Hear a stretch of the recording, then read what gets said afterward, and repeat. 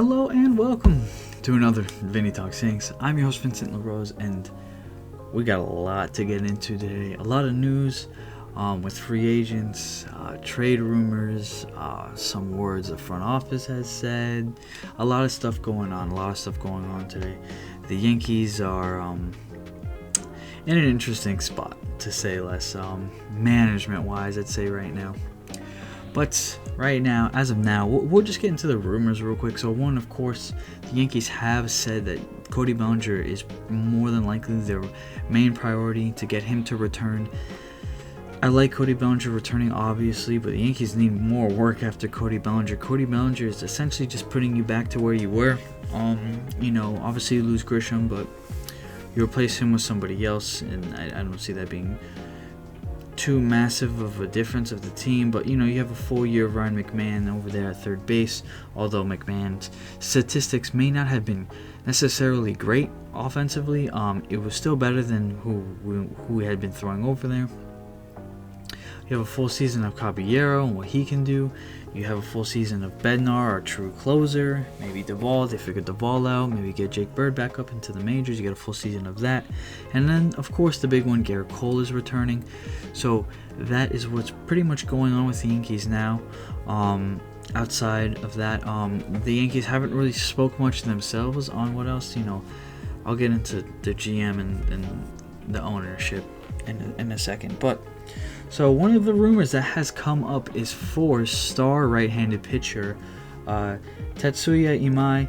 He is an MVP, or he's coming from the MVP. He's coming from Japan. The Seibu Lions have announced that he will be posted on November 19th, which is a week away from today. Today is the 12th, November 12th.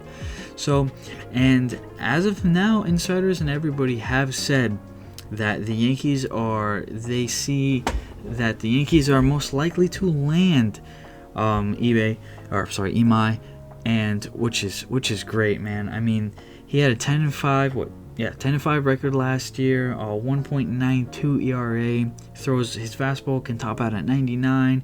He has a great pitch mix, a changeup, slider, splitter, sinker. He's a true pitcher, and there's a really good chance he's going to be really, really good in the MLB, following suit of a lot of Japanese players that have been coming over, and it's becoming more common that these players are now extremely successful in the MLB. It's not like 20-30 years ago where it was one every maybe 10 of them that ended up being a star. It's nearly all of them come over now, and at least maybe not a star, but are productive. So the Yankees need to be all over this guy.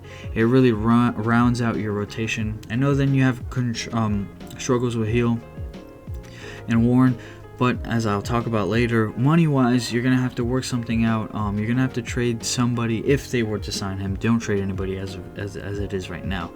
But Hale is not going to work in the bullpen.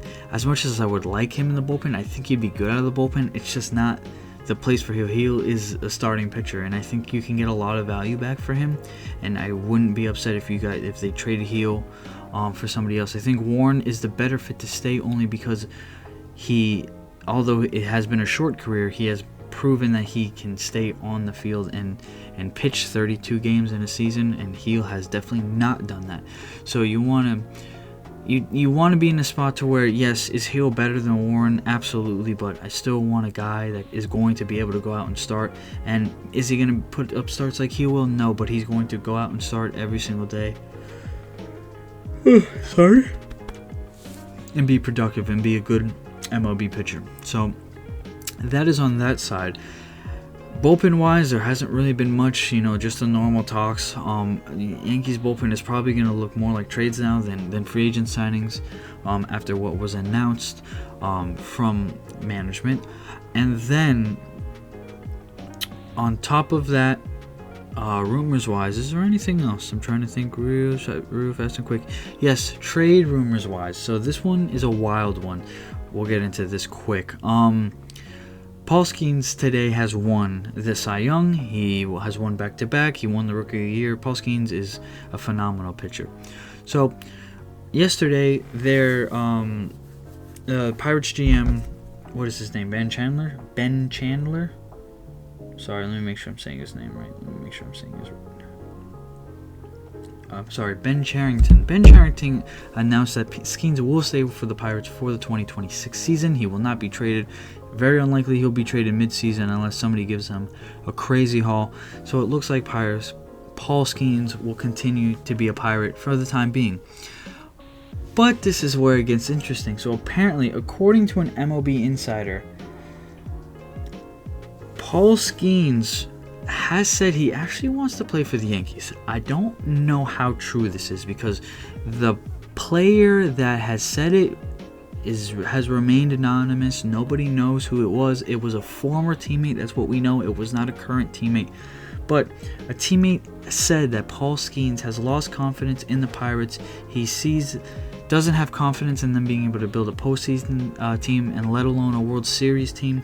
And he has stated that he wants to play for the New York Yankees. Again, I don't know how true this is because this is going from word of mouth 2 times over now. You got to go from what the guy heard from Paul Skenes and how true that is to the reporter now asking the player, so be it, whatever it is, however you want to say, the said player about it, and then you have him translating through the player. So sometimes words can get mixed up, and I don't think that's 100% accurate of what is going on with Paul Skenes. It wouldn't surprise me not one bit if he wanted out of Pittsburgh because Pittsburgh has shown no signs of trying to grow a better team. They do good at signing. They signed a couple guys, but nothing to get the tables turning and to give you hope in the Pirates for possible postseason appearances. But that is wild, and if that is true, more than likely we will see Paul Skenes in a Yankees uniform at some point, whether that be in 2030 when he becomes a free agent or whether that be in the next coming years if the Yankees trade for him. What's unfortunate is if the Pirates still have all the leverage, even if Paul Skenes wants to go to them, he's not under contract, so it's not like he has a trade clause. They can trade him to anybody they want, anybody that's going to give them the best haul in their opinion, although the Pirates are notorious for making horrendous trades. They're really good at making really bad trades. But it does show signs that Paul Skenes is likely going to be a Yankee one day, which is going to be really fun to see. I really hope that's during the Aaron Judge era so we can watch Judge win a ring, as what I'm about to get into gives me not much hope that the Yankees will build a team good enough around Judge to win a World Series. And this is a tough topic to get into because it really, really frustrates me, and I try not to get too much off topic about it, but Joel Sherman reported that there's word on the inside from Hal Steinbrenner that essentially Brian Cashman and the Yankees upper management was told that Hal Steinbrenner is going to try his best or really wants to keep the Yankees payroll under $300 million. And sure, could that be $299 million and it's only a couple $1 million that he spent than last year? Yes. But the true and unfortunate part about it is earlier when the offseason began, we were told that, the Yankees, as they say every offseason, they're going to go win. Brian Cashman said there's pieces that need to be made, there's holes in this team, and they need to, obviously address them. And now we're being told that Steinbrenner really, really wants to keep the payroll under $300 million. I know they don't like touching that third Cohen tax bracket, that third threshold. It's 301, so yes, could they technically just be at $300 million and not pay that extra tax? Yes. But here's the issue. Truthfully, what the Yankees need to win a World Series is going to cost them more. They're going to be in like the $320 to $330 million range, and now we know that's obviously not going to happen. So that does not give me very much hope that the Yankees are going to address everything needed.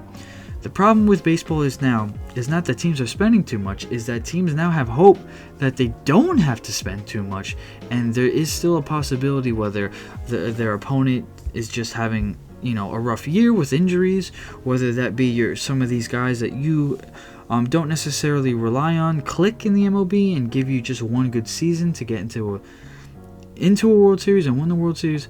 What makes no sense to me is we are 2 years out of a World Series to this point. No, technically 1 year. But the Yankees, if they go to the World Series, will be 2 years out of a World Series in 2026. Going to the World, not winning a World Series, going to the World Series. Make that 16 years, 17 years if they don't win next year, but 16 consecutive years the Yankees have not won a World Series. That is, I believe, the second longest drought in team history.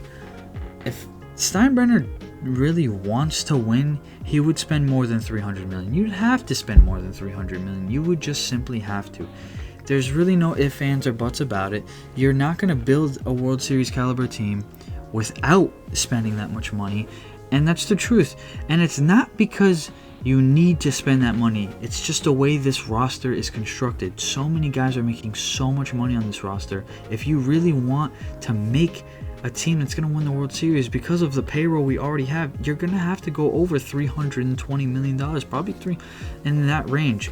The Yankees need to fix their left-handed hitter problem. They have way too many left-handed hitters. They need to fix their bullpen. They need to add 2 more outfielders, whether that's Cody Bellinger, whatever. So this tells me they're out on Tucker. They're not going to sign Tucker because Tucker's going to be too much money, and that's pretty much going to take up all their space. With if they are going to stay under $300 million. This also tells me that it's going to be Bellinger and a couple pieces. It's not going to be 2 superstars. It's not going to be we're not going to bring in a Bregman, although I didn't think we would bring in a Bregman.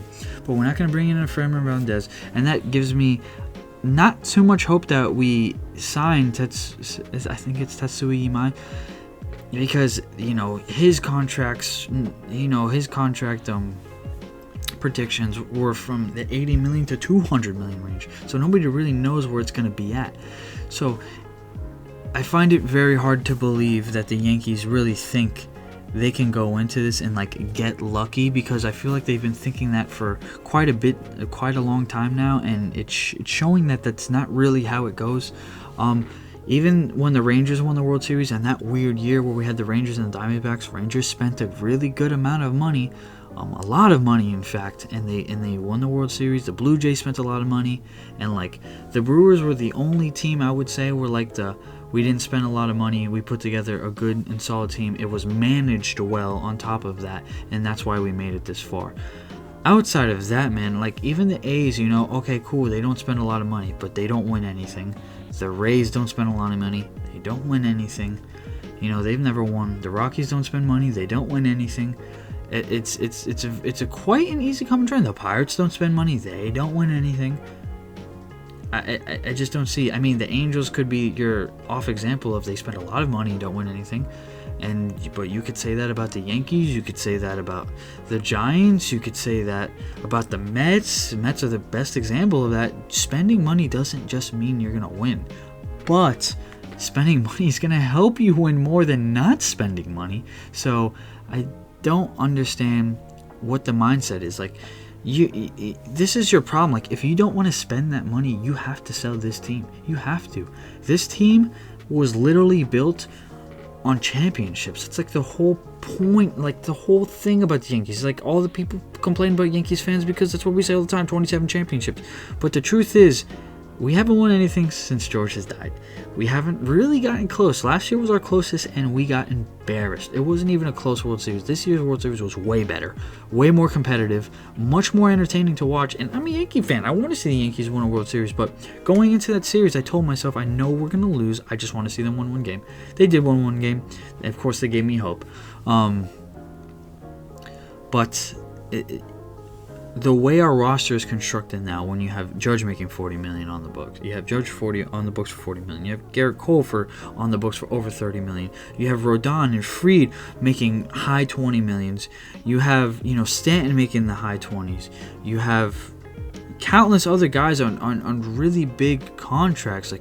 Even McMahon is making $16 million next year. You offered Trent Grisham a qualifying offer of the $21.05 million, which was just incredibly dumb. I don't know why they did that, but you don't even have big names in the bullpen. Your highest paid guy out of the or I think he was, but your guy that was under contract for the bullpen, Loizica, you didn't accept the team the team option, so he's gone. You don't even you just. I don't even know how to really explain it, but there's no excuse to be spending under $300 million. If you want to get Bellinger back, he's in the $27 to $30 million range every year.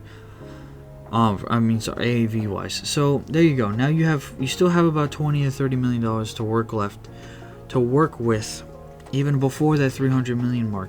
You should still go out and sign another guy and then add pieces, but they're not going to do that, and I know they're not going to do that because they lie to us every single season. They just lie to us as Yankee Stadium prices continue to go up.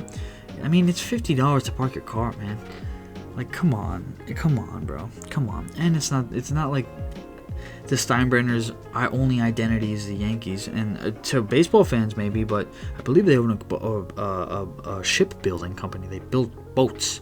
So whether that's right or wrong, the Yankees aren't their only source of income, and they're not the Mets, man. They didn't spend all that money to just lose a bunch. I know the Yankees made a bunch of money, so it's just strange. Again, we're outsiders looking in. We may not know the true story. There might be way more in depth the reason why they have to go here. It might simply just be they don't want to keep attaching to long-term contracts, which I understand. I get it to a point. Maybe the mindset could be like Stanton's coming off the books. He's going to be lower AAV.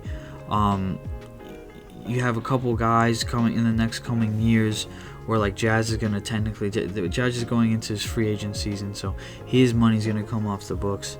Then you have guys on the bench like Paul Skenes' money came off the books, or Paul Skenes, Jesus Christ,